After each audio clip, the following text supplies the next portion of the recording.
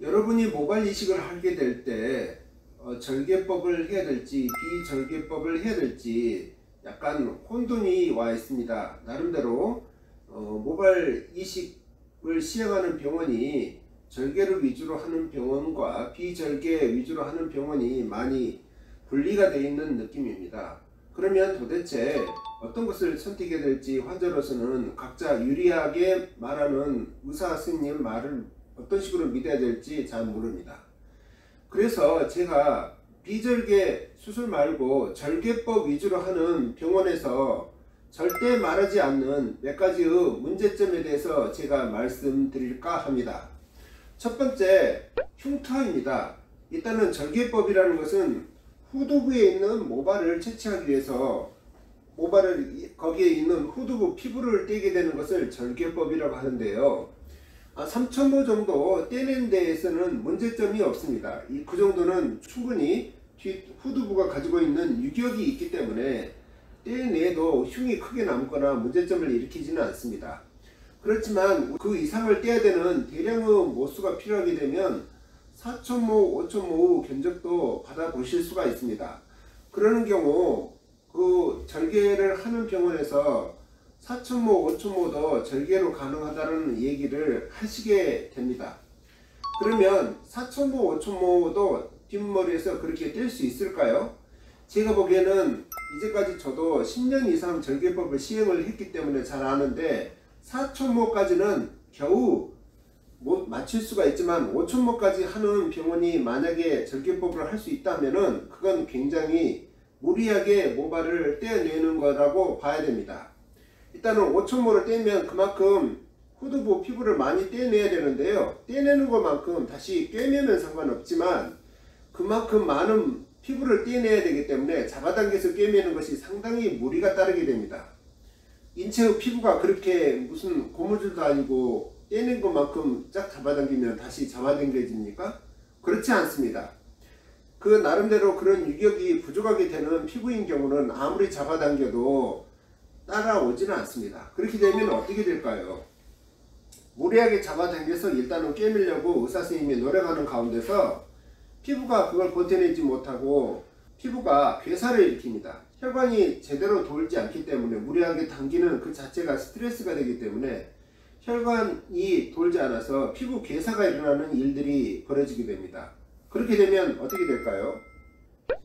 흉터가 굉장히 필요 이상으로 과다하게 남게 돼서 어느 한 부분이 피부가 비어 보이는 부분들이 보이게 되겠죠. 이거야말로 재앙이죠.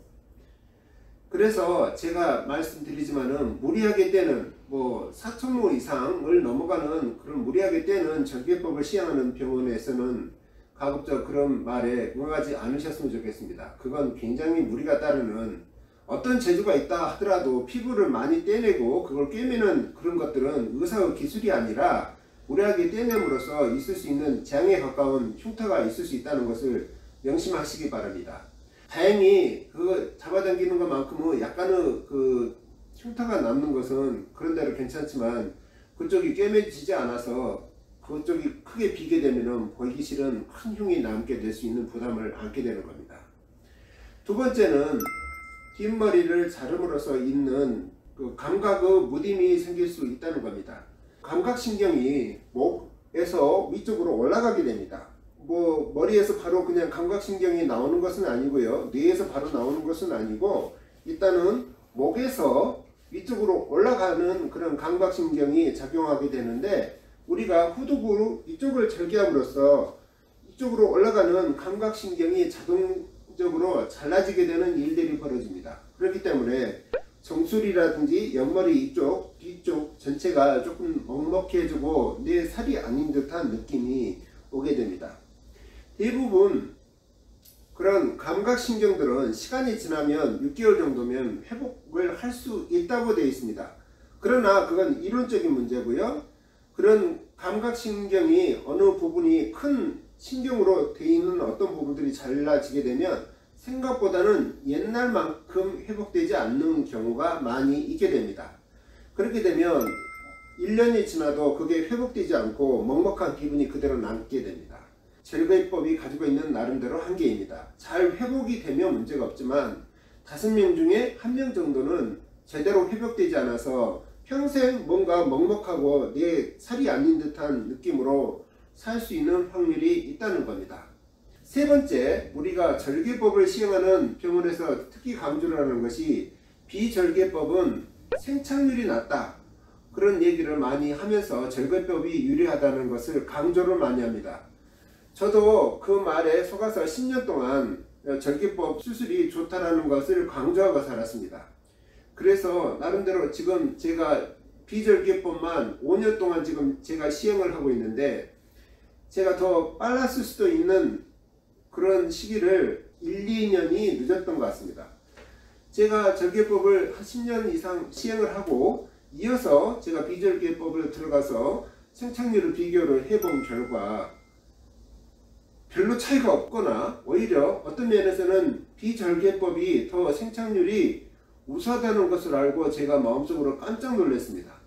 나름대로 그 절개법이 가지고 있는 모근을 다치지 않는, 그리고 거기에 싸고 있는 여러가지 그 좋은 영양소를 그대로 보관해서 옮길 수 있다는 것이 있긴 하지만, 비절개법으로 해도 충분히 생착률이 높다는 사실을 알고 제가 굉장히 마음속으로 화가 많이 났습니다. 절개법이 비절개법보다 생착률이 우수하다는 말은 거짓말입니다. 이상 세 가지. 절개법은 과다 절개를 했을 경우 4,000모를 넘어가는 5,000모, 4,000모에서 5,000모 사이를 절개하자고 하는 것은 무리한 과다 절개에 해당되므로 피부가 회복되지 않아서 흉터가 크게 남을 수 있다는 점. 두 번째, 후두부 신경 둔화가 있어서 생각보다는 그 괴로움이 오래 갈 수 있다는 거. 세 번째, 생착률이 비절개법보다 더 우수하다는 말은 제가 보기에는 거짓말입니다. 감사합니다.